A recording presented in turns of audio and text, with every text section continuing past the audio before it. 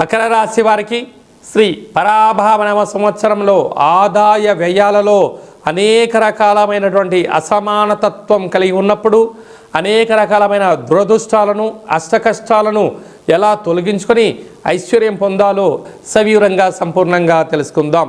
మకర రాశిలో ఏ ఏ నక్షత్రాలు వస్తాయి అనగా ఉత్తరాషాఢ నక్షత్రంలోని 2, 3, 4 పాదాలు, శ్రవణ నక్షత్రంలోని 4 పాదాలు, ధనిష్ఠా నక్షత్రంలోని 1, 2 పాదములు కలిపితే మకర రాశి. రాశాధిపతి శని భగవానుడు.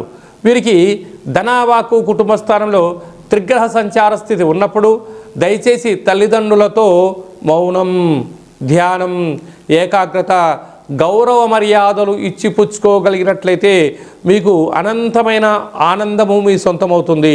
అలాగే తృతీయంలో ఏడాది తర్వాత రవి భగవానుడు శని భగవానుతో సంచారం చేసినప్పుడు బంధువులతో